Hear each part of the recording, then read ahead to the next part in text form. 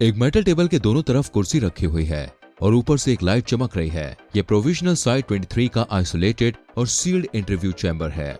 Room के बाहर 2 shell shocked human mobile task force members, एक घोस्ट लेग वाला इंसान, 3 पावरफुल साइबॉर्ग्स और किसी दूसरे डायमेंशन के साइंटिस्ट्स हैं।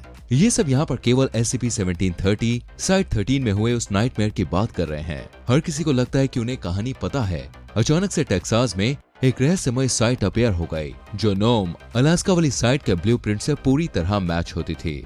ये एक साधारण अनोमलस लोकेशन वाकई किसी दूसरे डायमेंशन के हॉरर जैसी थी।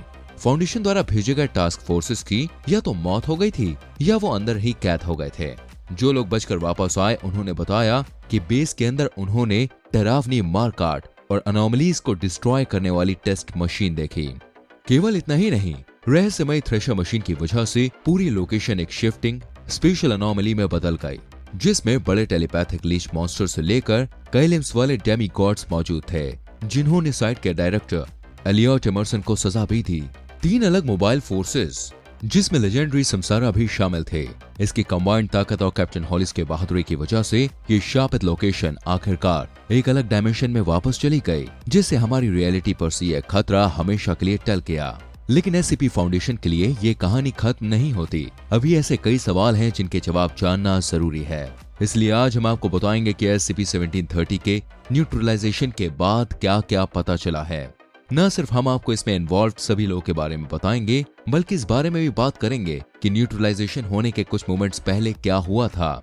ये पता लगाना भी देखिए जरूरी है कि साइट 13 की एग्जिस्टेंस कहां से शुरू हुई थी और इसके डायरेक्टर एमर्जन ने अपने लिए ये रास्ता क्यों चुना। अब समय है ये सारे जवाब जानने का। SCP-1730 सागा के आखिरी पार्ट में आपका स्वागत है। इस पार्ट में हम फाउंडेशन मल्टीवर्स की सबसे खतरनाक लोकेशन की किताब को हमेशा के लिए बंद कर देंगे। सबसे पहले मोबाइल टास्क फोर्स अपोलो 3, जिसे गेम वार्डन्स भी कहा जाता है, उसके लीडर कैप्टन एफ्रेम रॉस को इंटरव्यू चेयर पर बैठाया गया। इनकी उम्र 35 साल से ज्यादा थी। सारे हॉरर्स देखने की वजह से इनकी आंखें भारी लग रही थी। सबसे पहले ये और उनकी टीम ही साइट 13 में अंदर गए थे और वहां पर इन्होंने बॉडी पिट और कई सारे कंटेनमेंट चैम्बर्स देखे, जिन्हें विविसेक्शन और टर्मिनेशन के लिए मार्क करके रखा गया था।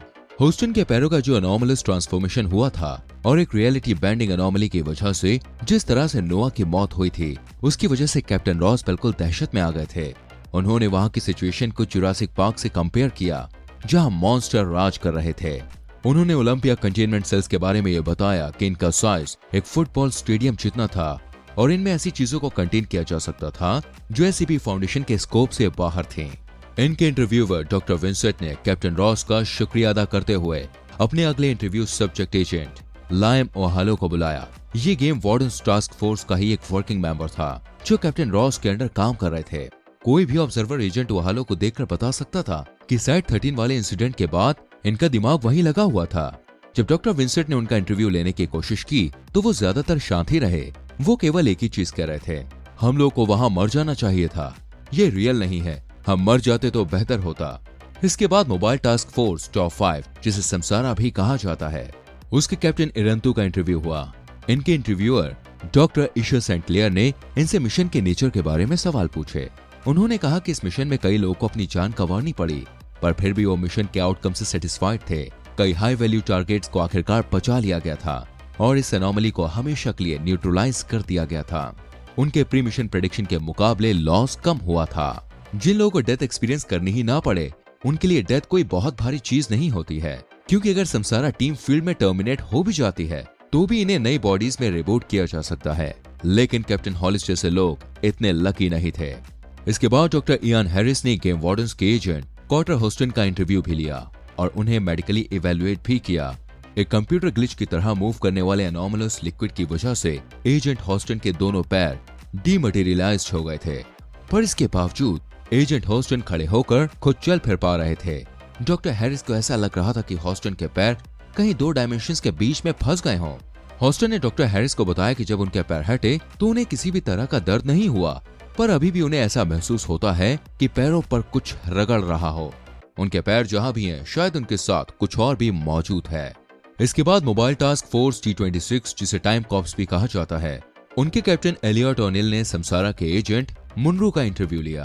कैप्टन ओनिल को मुनरू से एक खास सवाल पूछना था कि उन्होंने कैप्टन हॉलिस को उस जगह से भागने और अपनी लाइफ सेक्रीफाइस कैसे करने दी, जबकि उनके पास एक क्लियर डायरेक्टिव था कि ह्यूमन टास्क फोर्स का कोई भी मेंबर खुद को खतरे में नहीं डालेगा। मुन्रो ने इसका जवाब देते हुए कहा कि उन्हें लगा कि जब हॉलिस भाग रही थी तो उनका इंटेंशन कुछ और था। उन्हें नहीं पता था कि वो खुद को ही सेक्रीफाइस कर देगी। ओनिल और फाउंडेशन इस आंसर से बिल्कुल भी संतुष्ट नहीं थे, लेकिन फिर उन्होंने अपना अगला इंटरव्यू लिया। वो था ओनरू का। कैप्टन हॉलिस की डेथ के पहले ये आखिरी इंसान थे जो उनके साथ थे। इंटरव्यूअर डॉक्टर डेरियन आर्नॉल्ट ने इस एलीट समसारा ऑपरेटर से पूछा कि थ्रेशर के पास जाने पर उन्होंने और हॉलिस ने अपना कैमरा क्यों बंद कर लिया था। थ्रेशर वो मशीन थी जिसे हॉलिस ने ओवरलोड करके साइट 13 को हमारी डायमेंशन से बाहर निकाल दिया था। उन्होंने मुन्रो की तुलना में एक ज्यादा बेहतर जवाब दिया। जब वो और हॉलिस थ्रेशर वाले सर्वर रूम में गए तो उन्हें लगा कि वहां पर कॉग्निटो हैजर्ड हो सकता है। ये एक डरावने ऑल्टरनेट डायमेंशन का विजन था जिसमें कई बिलियंस लोग मरे हुए थे। एक जलते हुए आसमान से कोई तारा गिर रहा था। एक नाइटमेयर गॉड क्रूसिफाइड लोग के आसपास चक्कर काट रहा था। ये सब देखकर उन्होंने अपने कैमरास बंद कर दिए थे ताकि मिशन कंट्रोल बिल्कुल भी डिस्टर्ब ना हो जाए। पर हॉलिस इतनी लकी नहीं थी। उन्होंने जो चीजें देखी वो उन्हें देखकर बिल्कुल पागल हो गई थी। और जिस समय उन्होंने थ्रेशर को ओवरलोड किया था वो एक साथ हंस भी रही थी और रो भी रही थी। आखिरकार सबसे अच्छे डिब्रीफिंग इंटरव्यू में साइट के डायरेक्टर विलियम वेस्टरलैंड ने डॉक्टर मोहम्मद स्कॉट का इंटरव्यू लिया। ये साइट 13 के हाईएस्ट रैंकिंग रिसर्चर थे और डायरेक्टर एलियट एमर्सन के सबसे करीबी थे। उनका क्वेश्चन देखिए बहुत ही सिंपल था। साइट 13 को ऐसा क्या हुआ था कि वो इतनी मैसअप हो चुके थे, और डॉक्टर स्कॉट ने इसका जवाब डिटेल में दिया। उन्होंने करप्शन, ऑल्टरनेट रियलिटी और अनचेक्ड पावर की कई कहानियां सुनाई। होम डायमेंशन में साइट 13 ओरिजिनली नोम अलास्का में क्रिएट की गई थी ताकि एक बड़े से समुद्री जीव की डेड बॉडी को उसमें रखा जा सके। ये जीव 1964 में इंडिया और बांग्लादेश के बॉर्डर पर रहता था। ये 20वीं सदी की सबसे बड़ी और सबसे सीक्रेट फाउंडेशन कंटेनमेंट फैसिलिटी बन गई। लेकिन 1994 में एक डिजास्टर हुआ। किसी मार्क्सिस्ट एक्सट्रीमिस्ट ने शिकागो के विलिस टावर को लेवल करने के लिए एक अनोमली को यूज कर लिया। इस वजह से फाउंडेशन की फंडिंग और इंटरनेशनल सपोर्ट कम होने लगा। साइट 13 की स्टोरी का सबसे बड़ा विलन है पॉल मैनाफोर्ट। अगर आपको लग रहा है कि आपने ये नाम पहले कहीं सुना है तो ऐसा इसलिए हो सकता है क्योंकि हमारे यूनिवर्स में यह पूर्व प्रेसिडेंट ट्रंप के एक एसोसिएट का नाम है जो कुछ इंटरनेशनल डीलिंग की वजह से लीगल मुसीबत में पड़ गए थे।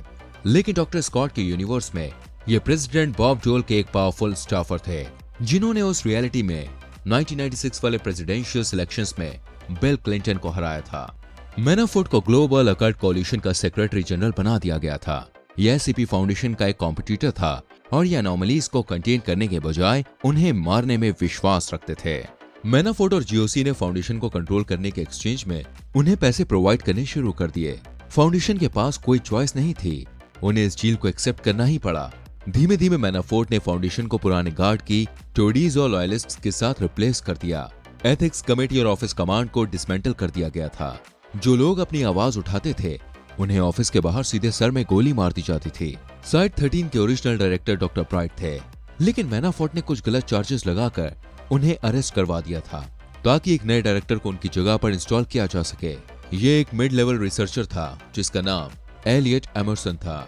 ऐसा बताया जाता है कि एमर्सन एक मॉन्स्टर जैसा व्यक्ति था जिसे एनोमलीज को टॉर्चर करने, उन्हें मारने और बॉडी पेट में फ्लश करने में मजा आता था।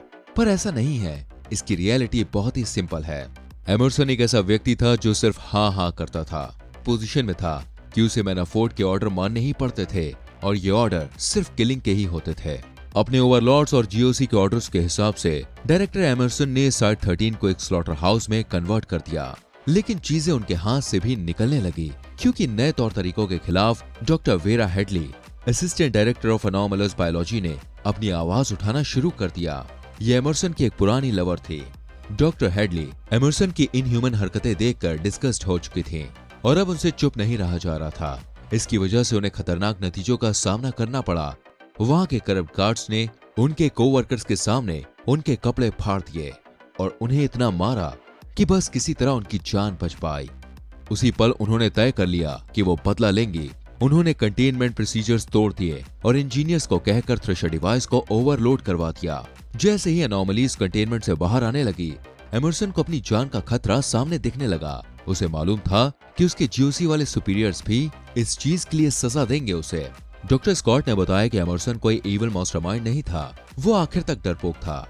उसने डॉक्टर स्कॉट को गन पॉइंट पर रखकर उन्हें थ्रेशर एक्टिवेट करने का ऑर्डर दिया और उसके बाद जो कुछ भी हुआ वो तो हिस्ट्री है।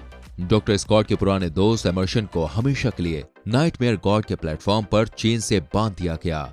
वो वहां से कभी भी रिहा नहीं हो पाएगा। साइट 13 के सर्वाइवर्स की डीब्रीफिंग अब खत्म होती है और उस खतरनाक जगह की किताब को हम हमेशा के लिए बंद करते हैं। SCP-1730 की कहानी बहुत ही कॉम्प्लेक्स है। क्रूरता और करप्शन की उस डार्क ट्रेजेडी को अप्रोच करने के लिए कई एंगल्स हैं, लेकिन आखिरकार हर इवल के रूट में केवल दो ही चीजें होती हैं, पैसे और पावर का लालच।